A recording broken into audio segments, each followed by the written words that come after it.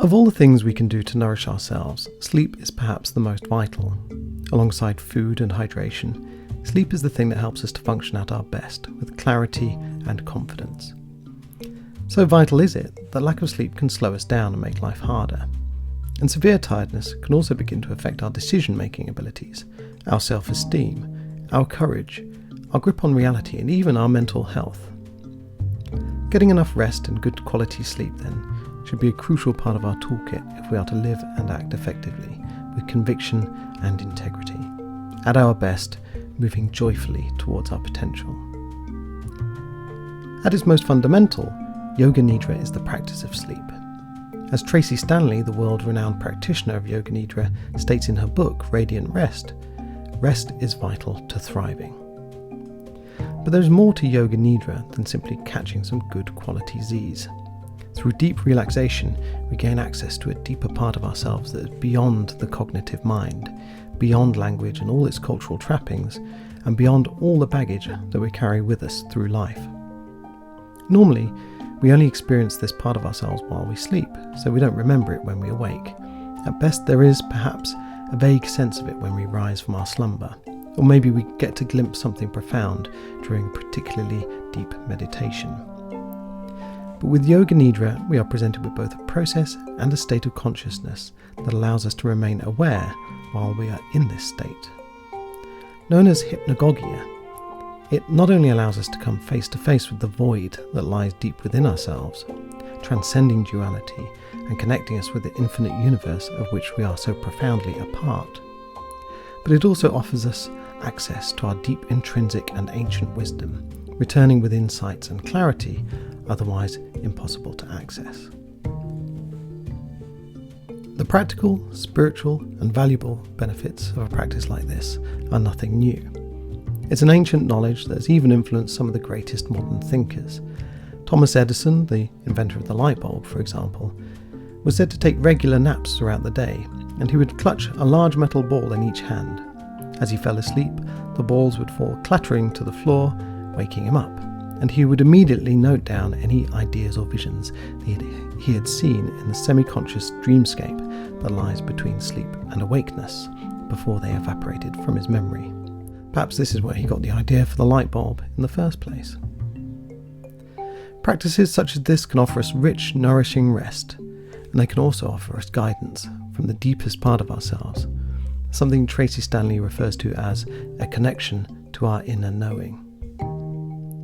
Surely getting to know ourselves so intimately, gaining access to our profound knowledge, the light of our souls, that evades us during thinking hours, can only serve to heal our relationship with both ourselves and our day-to-day reality. And more than this, to move us towards our ultimate state of being. That is, a sense of meaning and purpose to why we are here at all. As Tracee Stanley puts it, Yoga Nidra is a healing salve for the world. And in this conversation, she gives me a beginner's guide to this powerful and useful practice, which can help us show up as our best selves into a reality that is aligned with who we really are. Before we get started, I'll just take a moment to thank the team at Headliner who support this podcast and whose service I use to make the audiograms with which I promote it. You've probably seen them on social media, those waveforms that give a visual representation to the audio of our podcast. And if you want to find out more about those, head over to their website at headliner.app. This is Conversations on Living, the new name for the Being Better podcast. My name is Chris Brock. And now, on to the conversation with Tracee Stanley, author of Radiant Rest, Yoga Nidra for deep relaxation and awakened clarity. So Tracee, thank you so much for giving up a little bit of your morning to talk with me. I know you're probably very, very busy because your new book, Divine Rest, there's a lot of buzz around it at the moment, and it's had some very good reviews. And I'm sort of part of the way through it right now, and I just want to unlock the power of Yoga Nidra because I'm relatively new to it. But it's something that I've sort of come across in other forms in other places. So there's a quote by Carl Jung, and he says, beneath the threshold of consciousness, everything was seething with life. And that's a quote that kind of really resonates with me, because there's something deeper beneath our kind of cognitive state. And it's a kind of intrinsic wisdom, I think, that perhaps connects us. And I think it's something that many people experience and many people touch on. But I think Yoga Nidra really, from what I've read so far, really gets into it as a kind of a process and a state. So maybe is there a quick one sentence description of what Yoga Nidra might be?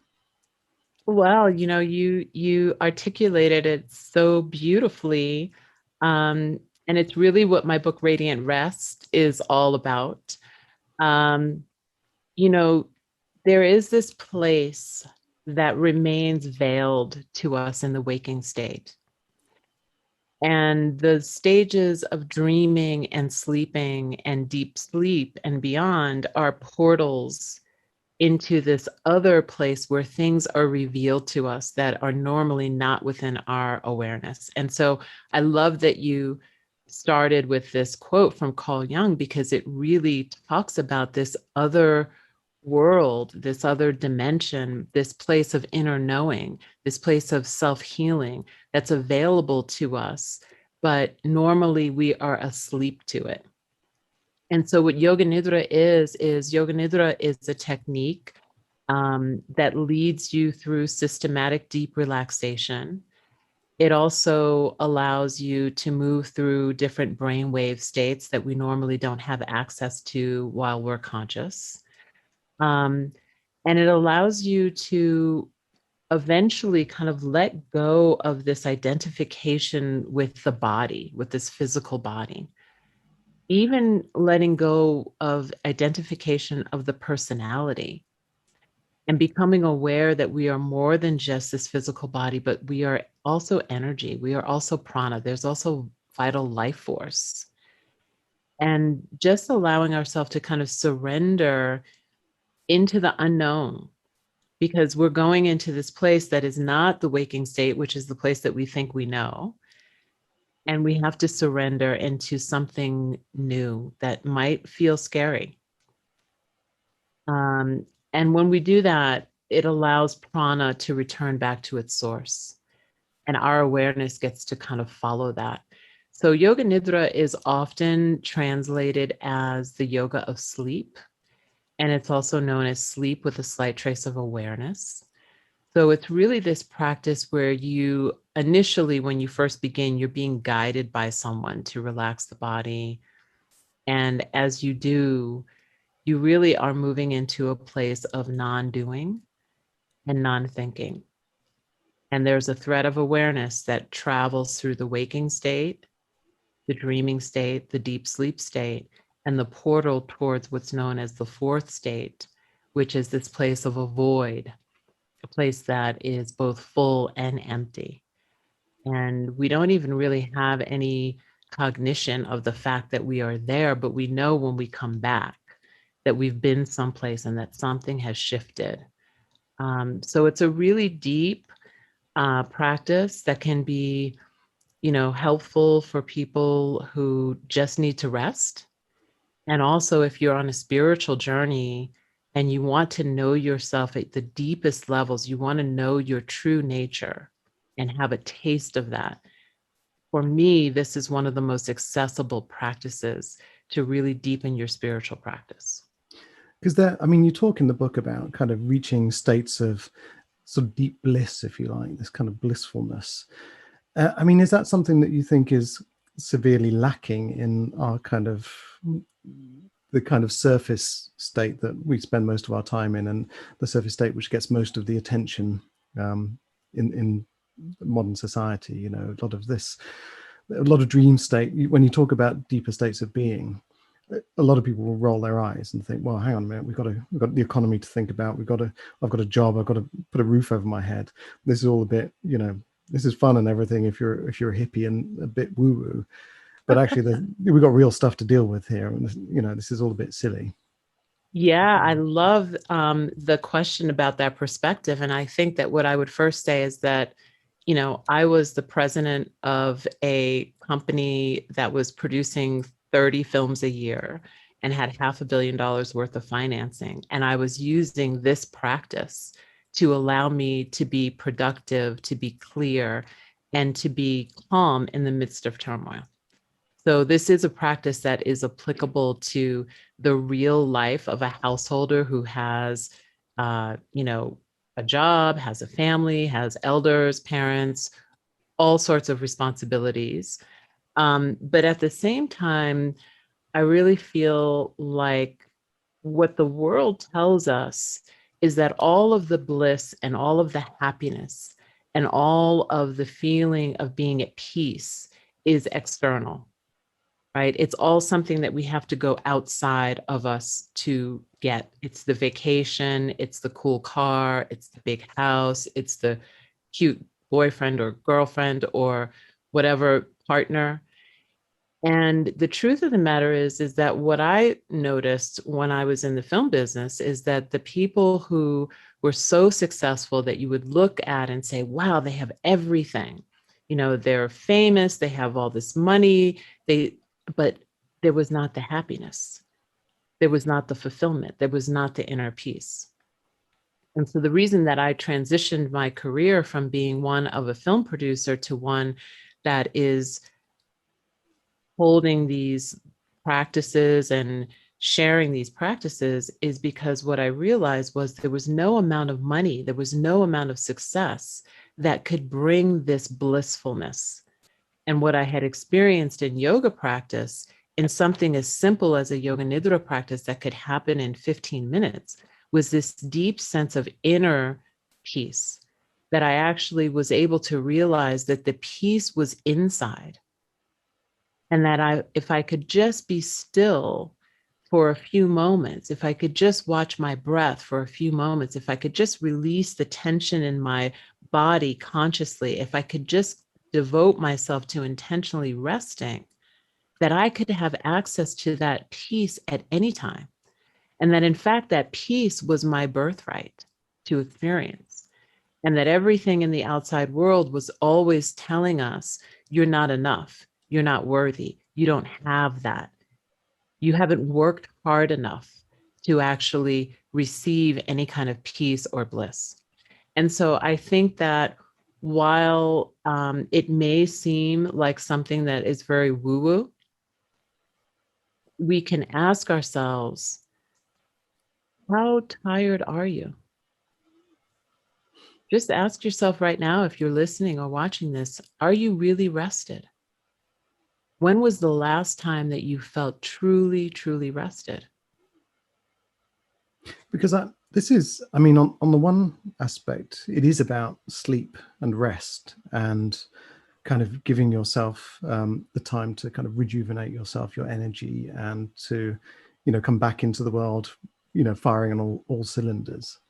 But there's also this, you talk about this portal into this kind of deeper void where this kind of, deep wisdom is, and this deep kind of natural wisdom is. So, I mean, on the one hand, there is very much a kind of physical aspect to it, but then there's also a deeply spiritual aspect to it as well.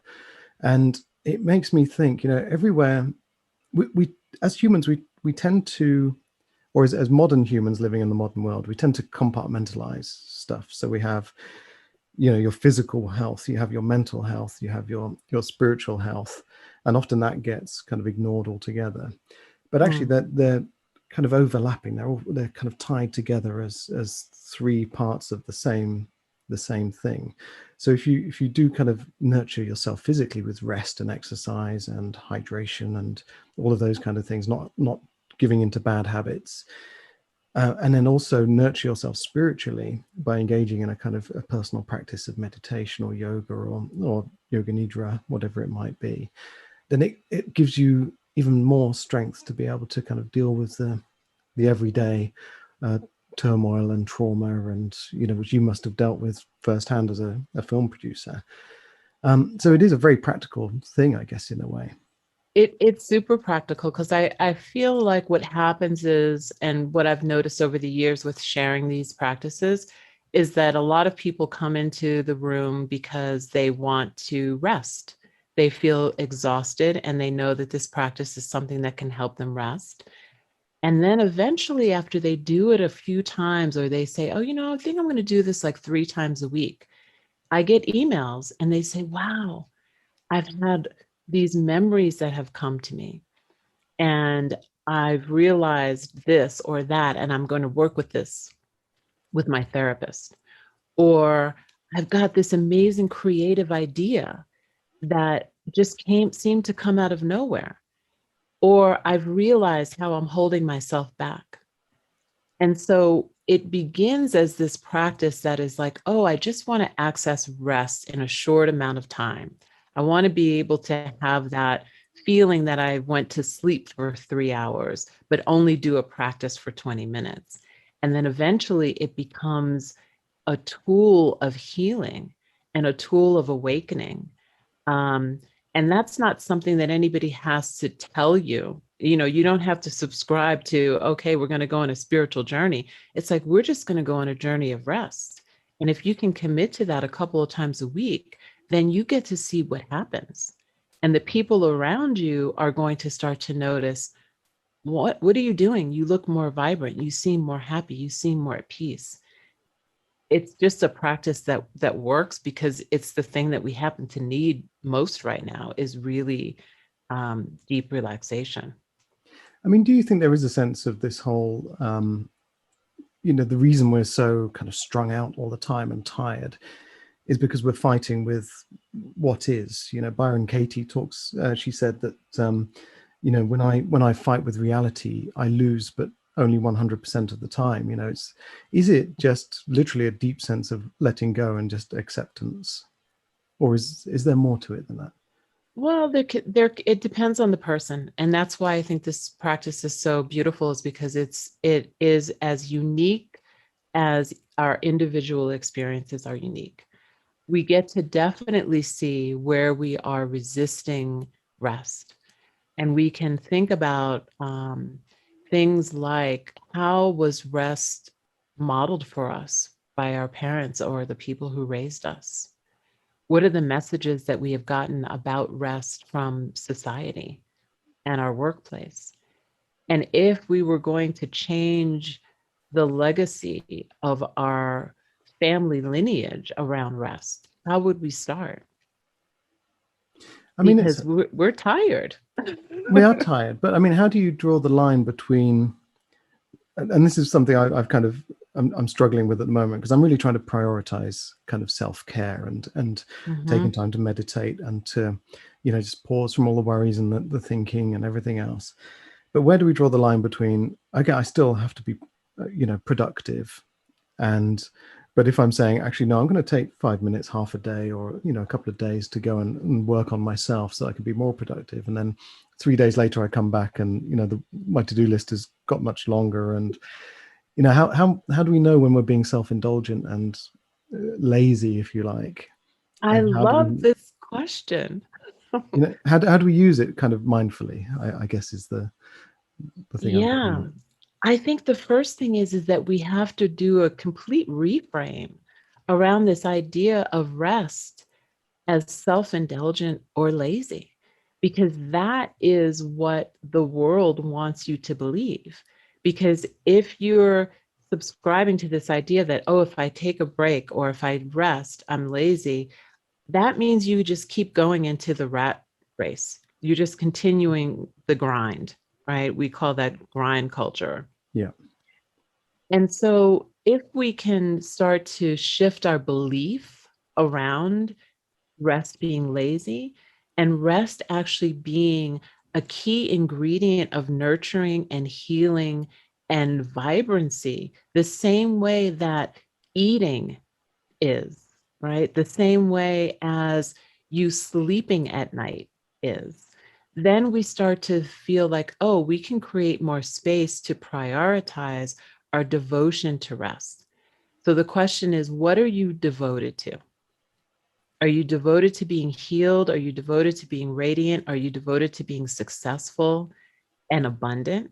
Because rest brings all of those things. Rest is actually productive, because what happens when you're deeply rested is instead of being in the mind all the time and thinking about problems from A to Z and having to go through all these different steps to get to the final solution, you have such a sense of clarity and vision that is not always found in the waking state, that you actually can go from A to Z in a shortcut without having to even think about all the little steps. And then you start to move from this place of being in this routine of thinking and doing things the same way over and over and over again, the same way, the same method, to being an innovator, to being a creative. And I think that that to me is the kind of productivity, the kind of abundant and fun work that I want to do, because then it's not necessarily work anymore. It's like this divine play with the universe where you get to have these downloads that drop in that are inspired. So, I mean, it makes me think of Thomas Edison a little bit. There's stories that he used to nap multiple times a day, and he would hold these metal balls in his hands.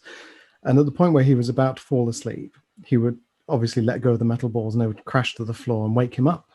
And he would, there are stories that he would come back with great visions and ideas for his inventions and things like this that, came to him from the kind of darker void. And there, people have called it a hypnagogic? Hypnagogic state, yes. Yeah, is it the same thing or is this something? 100%. It is the exact same thing. And so I talk about this in my book because I first learned about it in Matthew Walker's book, Why We Sleep. Yeah. And then I started doing more research about it. And I also found out that Einstein did something very similar. Okay, I didn't know that. And so what they were doing, in my opinion, is they were aware that there was a space between waking and sleeping that we know as hypnagogic state. What Yoga Nidra asks you to do is to basically, the practice is practicing being awake and aware in that hypnagogic state and maintaining consciousness throughout it. So what they were doing is they were allowing themselves to fall asleep. Those balls would hit the metal plate and they would wake up and they would start writing down everything that came in those moments. So imagine being able to stay in a state of awareness while you're traveling through hypnagogia, right? Moving then perhaps into the dream state and still being awake and aware. And then being in the deep, deep sleep state and being awake and aware and letting that thread through the entire journey.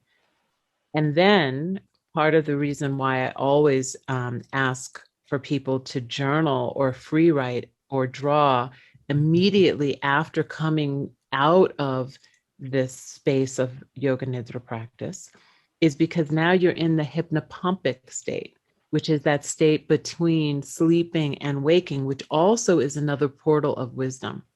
And so when we write down, we draw, we journal, we have this ability to remember, right? To hold on to the sweet fragrance and all of the wisdom that comes from the practice during that state that we would normally forget when we come back into the waking state. Because we're so concerned with doing and thinking and getting back into the personality that we forget all of the beautiful epiphanies that happen. So you're right on target that this is exactly what they were doing. They had, in my opinion, I believe that they had inadvertently discovered a state of Yoga Nidra, a portal to this place of creativity. Do you think is it just something literally when we practice Yoga Nidra and you're getting into this, is it as simple as just kind of getting underneath the ego? Is it that the ego is there as the kind of, your personality and your fears and your worries and all of this kind of stuff? Is that literally just kind of like a big doorman on a nightclub, just standing in the way from all the bliss and the joy and your true wisdom and your full potential? Is that what we're doing, or is it more nuanced than that? It's very close. We have these things called koshas that are part of our energetic body. And those koshas are considered to be layers or sheaths, sometimes even translated as she who measures. And so, if they're coverings or layers or sheaths, the question is, what is it that they're covering? And the teachings say that they're covering the light of the soul. They're covering this part of us that is always awake, always powerful, always radiant, always knowing. That place that has been there before we had a name will be there when we no longer have a body. It's eternal. And yet we don't know that it's there because we're too busy looking outside to find it, to find the power, to find the radiance, to find the beauty. And we want to be able to direct ourselves inward. And when we do, these koshas are made up of what's called Annamaya kosha, which is like the food body, right? And so that's the physical body that I referred to earlier. And then we have this pranic body, this body of energy. And then there's a body of mental, body of thoughts. And then there's the body of wisdom. And then there's the body of bliss. And some teachings even say that there's the body of the ego. But the journey of yoga is for us to transcend these koshas so that we can touch or just taste that inner wisdom, that light that is being covered. And it's not a linear journey necessarily. I've had many students who have gone down into Yoga Nidra and it was their first time doing it, and they've had a radically awakening and powerful experience where they've touched that bliss. So, what I would say is, yes, we get to see and feel and sense all of the things that are not truly us, all of the things that are not truly that light of the soul, whether they be our traumas, our memories, our belief systems, our ego. So all those things make up our ego, our personality. We get to see them as we take this journey through Yoga Nidra. And then we get to have the choice to be able to hold on to them or to release slowly and let go and surrender a little bit more and a little bit more so that we can move towards the power of who we really are. I had a conversation with Martha Beck, I think it was last year, and she talks about a kind of meditative state that she calls wordlessness. And you talk in the book about kind of knowing beyond words and going beyond words and that kind of thing. And I've meditated myself where I've kind of tried to move beyond words. And when I think in words. And with words come, there's culture comes with words. There's, words are a product of society and we learn them at a very young age. And they're very dominant. And then there's this, she talks about getting into wordlessness, dropping into wordlessness. And when you get very good at it, you can just drop into wordlessness. And you talked about the Swami who, they connected him up to the EEG machines and he could, drop into a kind of state of delta. Is it delta brainwaves? It was delta, yeah. At will. And I wonder if there's a kind of a parallel here, this kind of sense of going beyond what we start to learn from the moment we're born and getting back into this kind of natural, touching that fire, that light almost that we came into the world with when we, wherever we came from, that we were kind of pushed into this plane with this light that we've then started to cover up. And before, when you were talking about the koshas, before I started to read into them, I kind of thought, well, are these koshas that cover that light? Are they our baggage? Are they the traumas and our culture and, our linguistic biases that get put on top of us? Is that what we're trying to undo here, undo all of this programming and all this kind of pain that we accrue and this baggage and all of this kind of stuff as well? Are we trying to get back to that pure sense of who we are?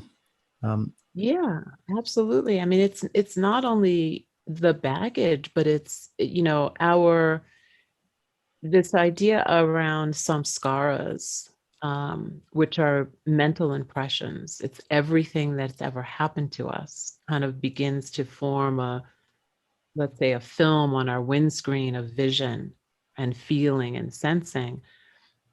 And we take those impressions and we put them in categories of kind of good, bad, and neutral.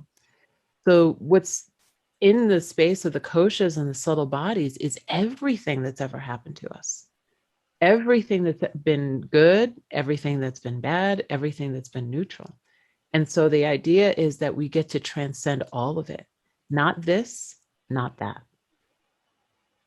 So we're, And so we're literally kind of letting it all dissolve away almost. it's a dissolution. So Yoga Nidra is a dissolution practice. It is a practice of what's called Laya Yoga.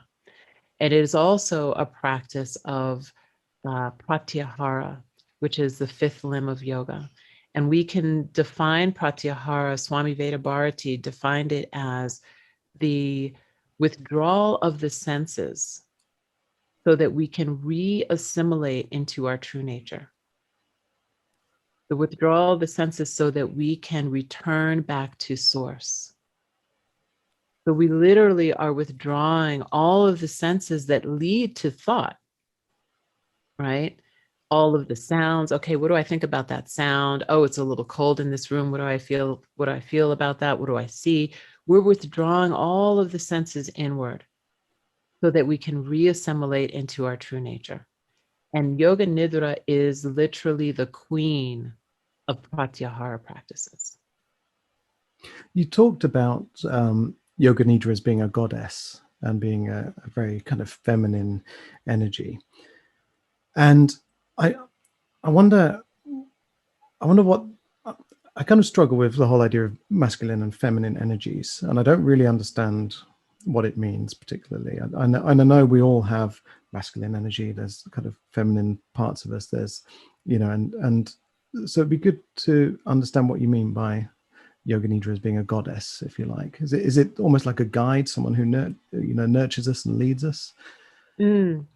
That's a wonderful question. I'm so glad that you asked it. So Yoga Nidra is spoken about in the Devi Mahatmya as a goddess, as the one who has the Shakti or the power of sleep and repose, right? So we can speak from a historical level that Yoga Nidra is written about in these texts as a goddess.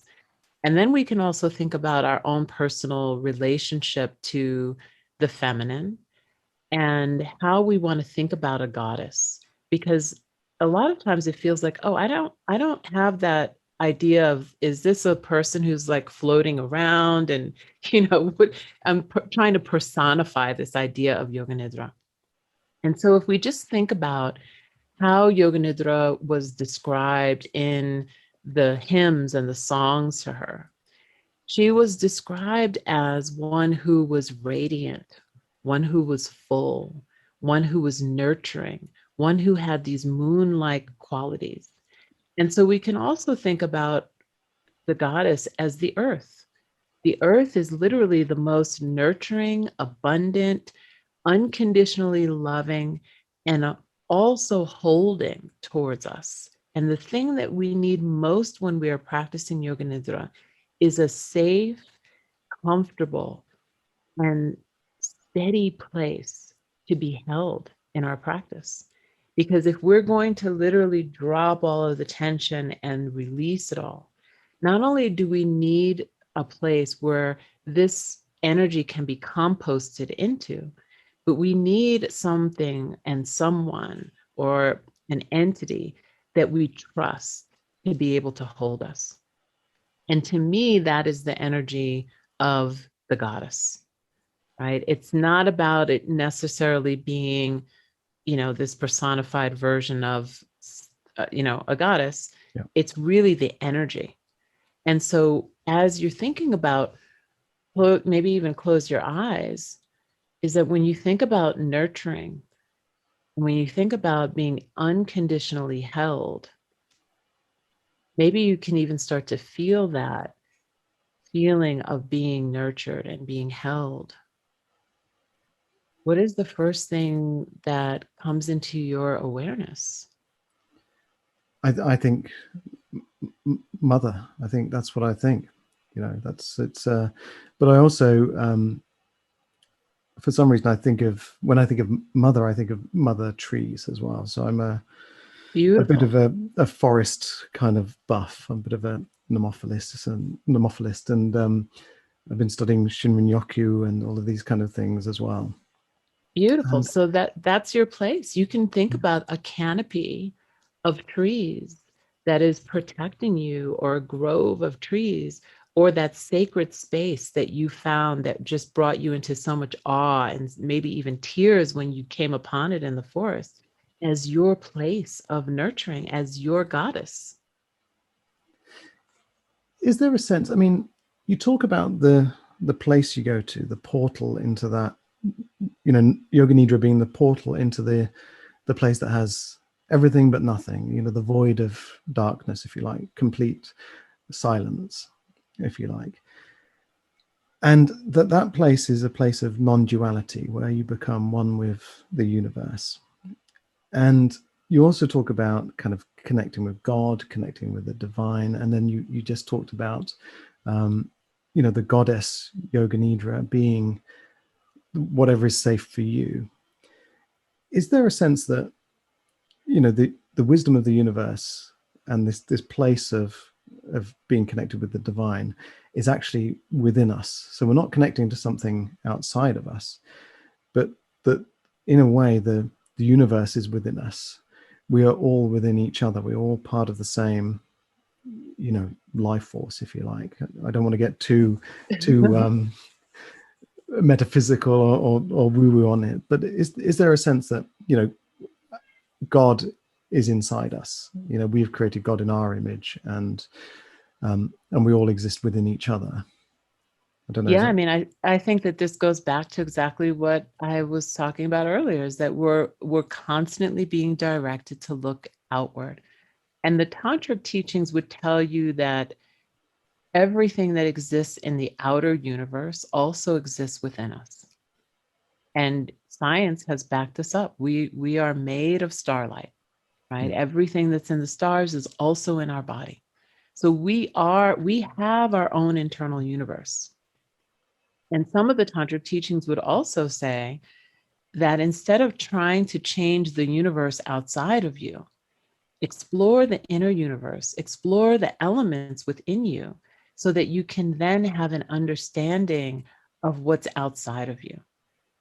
You can begin to shift this inner universe and make an outward shift. So the answer to that question, I feel like, is yes. This is where we have to keep going, is inward, and releasing and letting go of our thought constructs, and really asking with curiosity and courage, and questioning the beliefs that you've held for so long, and question, where did they come from? Are they even my own beliefs? How do I know them to be true? it's really interesting. There's because you do talk a lot about science in the book, and you know, you don't just kind of make a kind of fleeting reference to science. You actually back it up with real studies and that kind of thing. And there does seem to be an increasing alignment with modern science and ancient wisdom, and even to the point where, you know, Alan Watts is famous for saying, you know, you are the universe experiencing itself. Mm-hmm. And there's I forget his name now, but there's a scientist who coined the term black holes. So he's an astrophysicist, and he came up with a theory for the universe, and I think it's called a experiential model, that the universe only exists as we observe it. It's a bit like the tree falling in the forest that doesn't That's make a right. sound. And this aligns with the whole concept that we things are made real by our conscious awareness of them, which goes into kind of ideas of Ubuntu and all this kind of thing. You know, you are there, here I am, that kind of thing. I see you, and because you see me, I am real. All of this kind of stuff. I'm not really sure where I'm going with this, but I mean, is there a sense that the deeper we go inside within us, the more influences the world around us? Are we, creating our reality by digging deep into ourselves? Absolutely. You are able to shift your own inner universe and it will be reflected outward. There's no question about that. And I think the first way in which a lot of times we get to see that is we get to see how we have constructed our own beliefs around false information or things that have been misunderstood. And then we get to feel like, okay, how do I dismantle this belief within myself? How do I start to see the truth, understand what the truth is?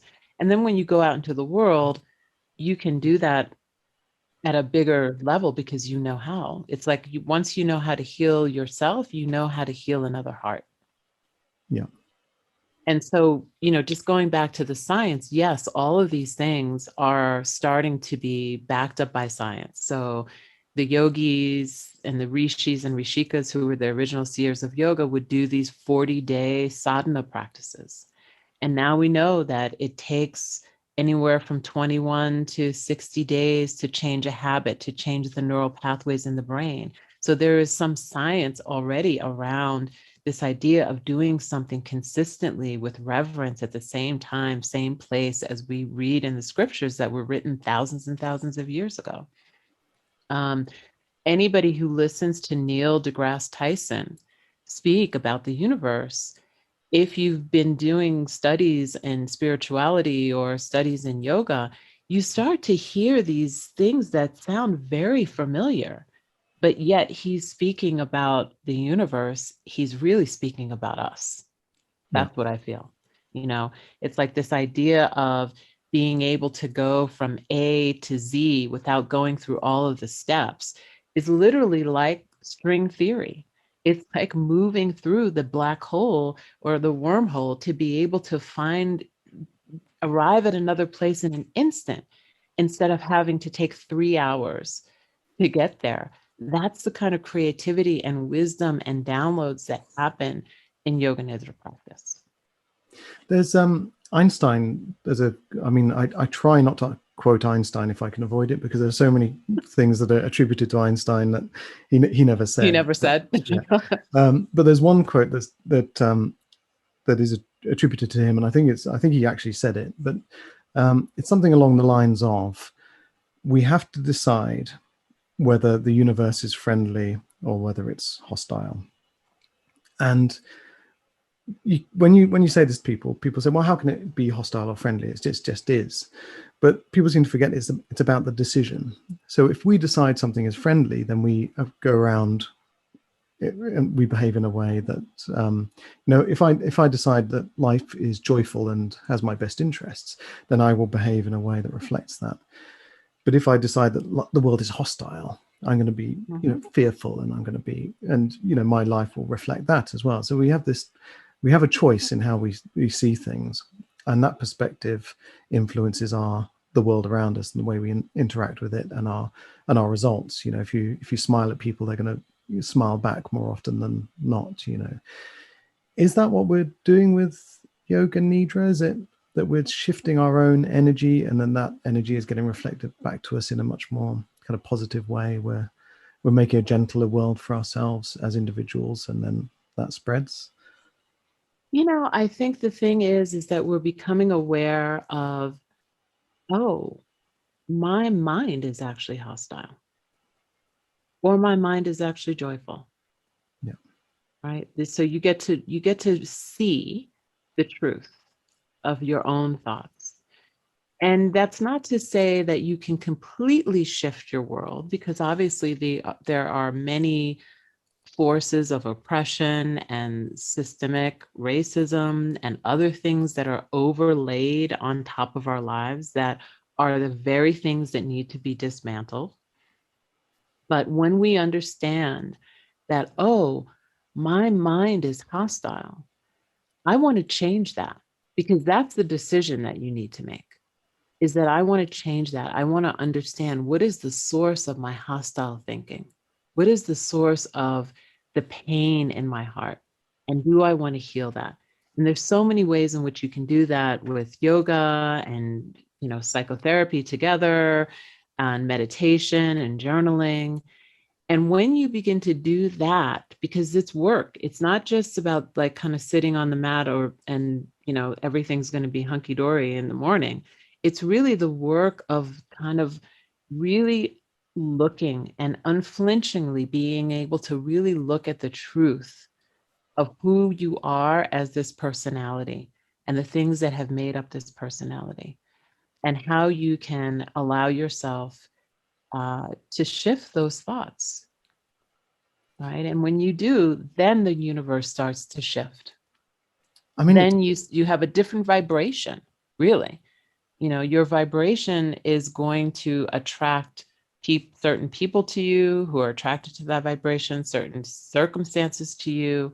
And then, of course, you have to deal with everything else that is the truth of the vibration of what's happening in the outer world as well.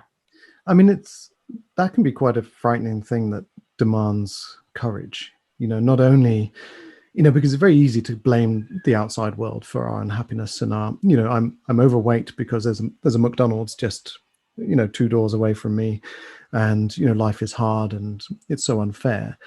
But when you turn that light on yourself, you must be prepared to see things you don't necessarily want to see, and Absolutely, that can be quite daunting.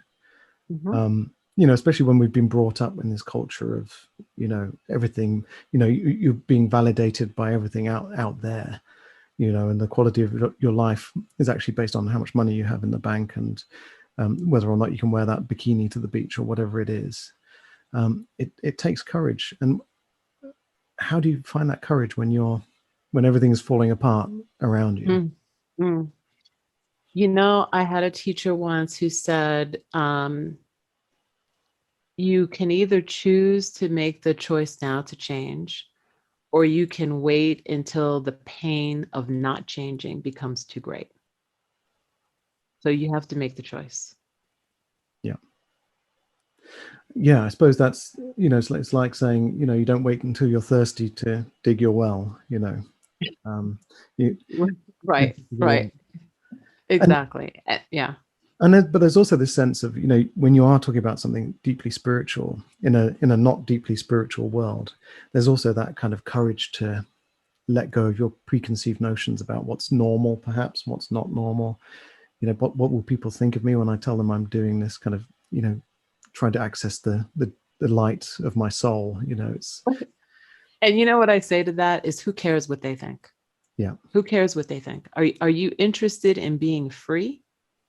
Are you interested in being joyful and being inspired and being abundant and being who you are meant to be on this earth in this unique incarnation? Or are you interested in yet another projection from someone else who hasn't yet understood that they have the power within them as well to be their best self? So you get to decide. Stephen Pressfield talked about apparently there's a belief in Kabbalah, I think it is, that above all of us, above every living thing, there are angels beckoning us, and above every blade of grass there are 1,000 angels saying, grow, grow. Is this and I'm sure that's a kind of metaphor, but is this a way to kind of connect with those angels who are saying you have a potential, and this is, your potential is buried underneath this fear and underneath the koshers and underneath everything else, but you have to, if you really want to have a blissful, joyful life, you have to connect with that potential, the light of your soul, and kind of let it shine as brightly as you possibly can. Is this what this is about, of really knowing what it is to live? I've never heard that teaching from the Kabbalah, but I love that, because it really connects to this idea of our ancestors, right? That we are our ancestors' trauma, right? Because that's in our DNA. That's something that, indigenous people have been connecting with ancestors for eons, but now we're actually understanding the science of epigenetics that tells us that we carry the DNA and the trauma also from our ancestors in our DNA. So if we carry their trauma, we also carry their prayers. And if their prayers are in our DNA, that means that they are the angels. They are the ones who are saying, grow. We see your light. We know your potential. I believe that we're here on this earth to realize our potential and to also realize the things that hold us back from that, reaching that potential.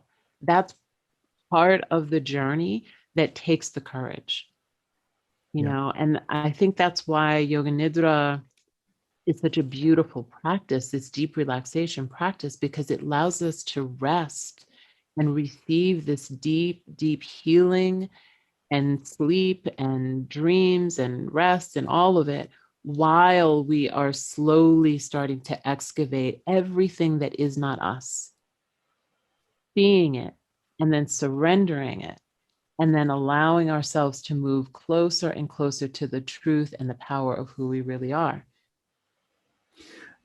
And that, I mean, it requires a profound letting go, doesn't it? A profound release almost. Just like that same kind of release when we go to sleep. We lie in bed and we allow sleep to take us. And we have faith that we will be awake again in the morning. And, this isn't the end. We will be reborn in the morning as, hopefully as a better version of ourselves, but at the very least, a more rested version of ourselves. Mm. That kind of faith that, in letting go, you talked about the kind of doing of non-doing, if you like. I mean, that in itself is like, a difficult thing to come to terms with. It's like thinking about not thinking. How do you take the first steps toward doing that? How to just let go and releasing? Those are the first steps of the Yoga Nidra practice. So, we can talk about Yoga Nidra as a technique, and we can talk about Yoga Nidra as a state of consciousness, that state of consciousness that is said to be peace beyond words, which is very similar to what you were talking about with your Martha Beck interview. It's also said to be a place of nirvikalpa, which means no thought, right? So it's a place of non-doing, no thought, and it's not even about, I'm thinking about not thinking anything.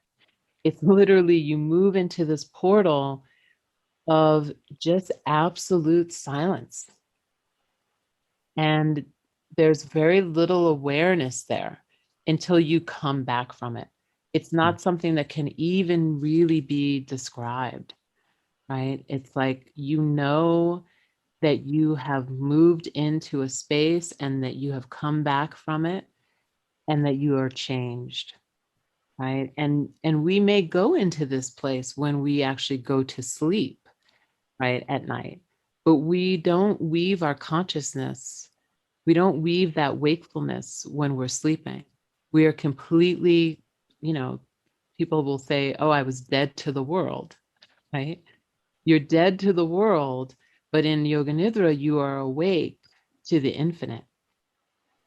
I Right? suppose, yeah, that's pratyahara, isn't it? You're dead to your senses of the world, and it's in here. There's, you're released into whatever it is, your intuition or your deeper wisdom or whatever that is. Yeah, and the wisdom comes back with you. The wisdom is like a fragrance that comes back with you, and if you can catch it in that space of hypnopompic state, because you're journaling or you're writing or drawing, whatever you're doing, then you get to hold on to it, right? If you turn over from the practice and just go on about your day, tendency is it's going to somehow get lost. So it's really important for us to have some sort of writing practice or journaling practice after meditation practices or deep relaxation or yoga nidra practices, because a lot of times those epiphanies just dissolve. They're so subtle. I mean, do you have those epiphanies every time, or is it just something that happens? Because I try and meditate daily, but I would say only a handful of times in the last 5 years have I had profound visions or messages arise from my inner wisdom, if you like, whatever that is. Does it get more frequent? It does. I think that, for me, that I wrote the book from this place. So one of the things I felt like I need to take my personality out of this, kind of process, because I want this to feel and be really like you're holding the state of Yoga Nidra or the goddess in your hands. And so my process was I would go into Yoga Nidra and then I would start to write. And then I would also go back to all of my journals that of the many years that I've been doing Yoga Nidra and writing, right, after practice. And there's always some wisdom that comes through. It may not be the biggest incredible epiphany or the most incredible, visualization or, something, but there's always something. Whatever it is on the day, there's something there that informs my day. There's like a message of the heart that Yeah. comes forward that helps me to move through my day with a contemplation that came from my own practice. I love it. I think I know we're running out of time, but I just think it's something that's deeply spiritual, but deeply practical, incredibly useful, and to a certain extent, I think, kind of vital. I think to have the full human experience, that beyond just our day jobs and our, commercialism and materialism and everything else. It's a kind of vital part of who we are, to be able to kind of at least recognize that, even if we can't tap into it. But yeah, so, well, I will leave it there because I know we are coming up against our kind of time. So I'm very grateful for this. And it's something I think I'm going to have to practice more and more, because it does sound, you talk at the beginning of the book that it promises a sort of connection with your own deeper power. And that's something that it's a kind of a promise I can't refuse. It's very, very alluring, that promise. So I really, appreciate that technique, and I appreciate what you're giving to the world with the book as well. So thank you so much for that. And yeah, thank you. if anybody wants to find out about the work you're doing and your book and Yoga Nidra, what's the best place for them to look? So the best place to find information about the book is radiantrest.com. The great thing about the book is it comes with the free 6 downloadable or streamable practices, like right away. So if you go to page 120 in the book, you can get the links and you can be doing the practices. My other website is traceeyoga.com, and that's where all of my events and things are happening over there. But yeah, practice, I would say try the practice and give it a try. You won't be disappointed. Fantastic. Thank you. Yeah. Well, I really appreciate that. And I could have gone on for many more hours because it's deeply fascinating for me. But I appreciate your time today. So thank you so much for that. Thank you so much. I appreciate you having me. So there we are. Such generous insight into a practice that promises so much, and which is certainly worthy of exploration if we want to enjoy life at its most joyful, or at the very least get some more rest. If you want to find out more about Tracee's book, Radiant Rest, Yoga Nidra for Deep Relaxation and Awakened Clarity, it can be found in all good book retail places, online or in real life. Or you can check out www.radiantrest.com. You can also find out more about Tracee and her work at www.traceeyoga.com. That's TRACEE yoga.com.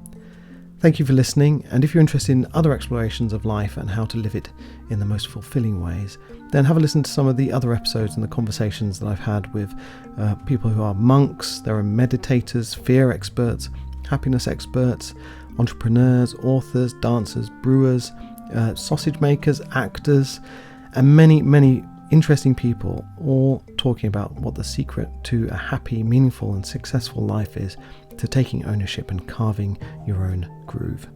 And while you're at it, why not subscribe, rate and review if you found it enjoyable.